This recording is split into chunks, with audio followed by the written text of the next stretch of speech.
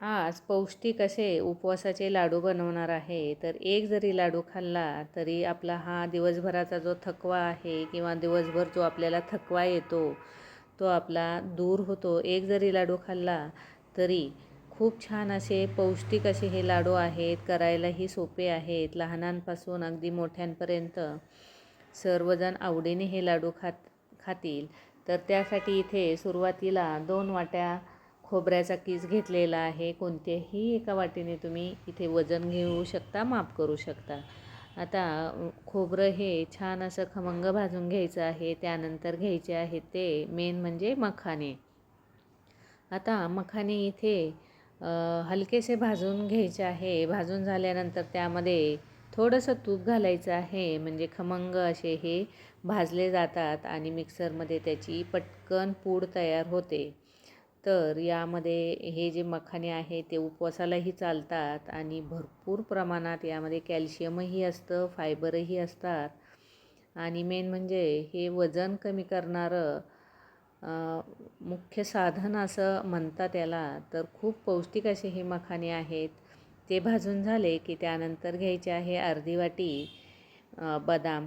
आता इथे तुम्ही अक्रोड, काजू याचाही उपयोग इथे करू शकता. बदाम आधी थोडेसे भाजून घेतले की त्यानंतर घालायचं आहे थोडंसं तूप. म्हणजे मस्त असे हे खरपूस भाजले जातात. चटचट आवाज आला की त्यामध्ये घालायचे आहे अर्धी वाटी काळ्या मनुका. आता काळ्या मनुक्या ज्या आहेत त्या सीडलेस आहे, त्यामध्ये बिया नाहीत, अशा मी इथे वापरलेल्या आहेत. त्यासुद्धा अगदी हलक्याशा अशा परतून घ्यायच्या आहे. त्यानंतर घ्यायची आहे 1 वाटी काळी किंवा पिवळ्या खारकेची पूड. आता तीसुद्धा हलकीशी अशी भाजून घ्यायची आहे तूप न घालता. आता व्यवस्थित हे सर्व गोष्टी व्यवस्थित भाजल्या गेलेल्या आहेत आणि त्या आता आपल्याला एकत्र करून थंड होऊ द्यायच्या आहेत.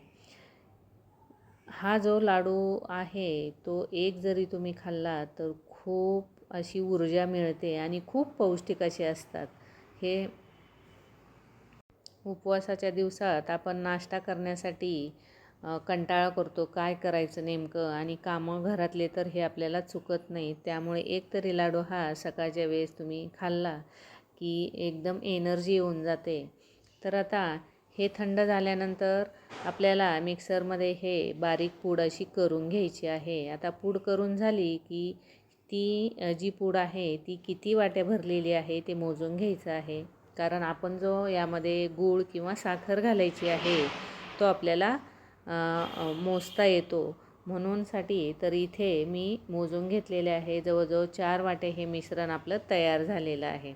आता 4 वाट्यांना इथे मी 1 वाटी हा गूळ वापरणार आहे. तर तुम्ही इथे 1 वाटी साखरही वापरू शकता आवडीनुसार. आता मी इथे गूळ हा चिरून घेतलेला आहे. आणि काय होतं, गूळ हा 1च वाटी का घातला, कारण काय की आपण जी खारीक पावडर घातलेली आहे तीसुद्धा गोड असते आणि ज्या काळा मनुका घातलेल्या आहेत त्यासुद्धा खूप गोड असतात. म्हणून इथे मी 1च वाटी गूळ घेतलेला आहे. आता यामध्ये घालायचं आहे तूप. आता तूप इथे मी 2 चमचे घट्ट असं वापरलेलं आहे. त्यामध्ये घालायचा आहे हा गूळ. आता हा जो गूळ आहे याचा आपल्याला अजिबात पाक होऊ द्यायचा नाही. असा पातळ झाला की यामध्ये काय करायचं आहे, 2 चमचे आपल्याला असा पाणी घालायचं आहे. अगदी 2 चमचे पोह्याचे, जास्त पाणी घालायचं नाही. कारण काय होतं की जास्त जर पाणी घातलं तर तुमच्या लाडूंना बुरशी वगैरे येऊ शकते. पण 2 चमचे जर तुम्ही पाणी घातलं, म्हणजे जास्त पाणी नाही घालायचं, 2 चमचे जर घातलं तर तुम्हाला तुपाचंही प्रमाण इथे कमी लागू शकतं म्हणून. आता पाणी घातल्यानंतर याला असा फेस येतो. फेसाळल्यासारखं झालं की आपल्याला हे मिश्रणामध्ये घालून घ्यायचं आहे आणि व्यवस्थित असं हे मिक्स करून घ्यायचं आहे. आणि हे लगेच 10 मिनिटातच लाडू बांधायला येतात, जास्त वेळ थांबायचं नाही. आणि इथे व्यवस्थित असं मिक्स करून झालं की हाताने असं चुरून घ्यायचं आहे. म्हणजे लाडू हा एकसंध असा बांधला जातो, व्यवस्थित असा बांधला जातो. इथे आता तुम्ही पाहू शकता मिश्रण एकदम मस्त असं तयार झालेलं आहे आणि व्यवस्थित असे याचे लाडू आपल्याला लगेच वळता येऊ शकतात. खूप छान, खूप पौष्टिक असे हे लाडू आहेत. जरूर बनवा या श्रावणामध्ये. तर खूप गरज असते. खरंच स्त्रिया काय करतात, कंटाळा करतात काही पण खाण्याचा किंवा मग त्यामुळे खूप थकवा येतो उपवासाच्या दिवशी.